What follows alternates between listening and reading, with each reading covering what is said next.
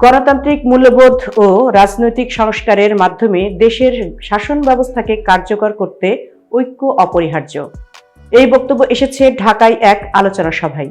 এতে আলোচকেরা বলেছেন, ঐক্য ধরে রাখতে না পারলে অভ্যুত্থান ভীষণভাবে ক্ষতিগ্রস্ত হবে।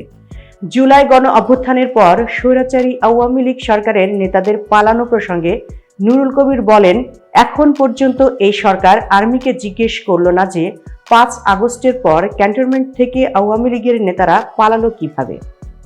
সরকার আনুষ্ঠানিকভাবে জিজ্ঞাসা করেছে বলে আমরা শুনিনি। তার মানে সরকার আর্মিকে ভয় পায়।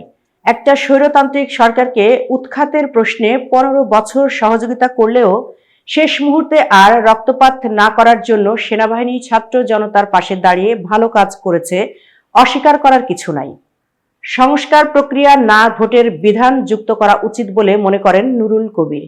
তিনি বলেন, না ভোট থাকলে রাজনৈতিক দল চাপের মধ্যে থাকবে।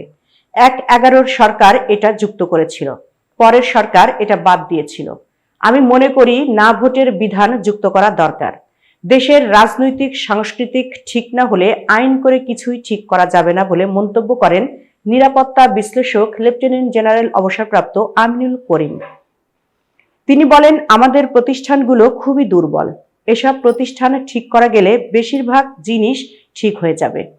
5 আগস্টের আগে দেশের স্বাধীনতা ও সার্বভৌমত্ব ছিল না বলেও মন্তব্য করেন তিনি। আমিনুল করিম আরো বলেন, পুলিশকে স্বাধীন করে দিতে হবে, আর্মিকে স্বাধীন করে দিতে হবে। আগের সরকার সেনাবাহিনীকে সাংঘাতিকভাবে রাজনীতিকীকরণ করেছে।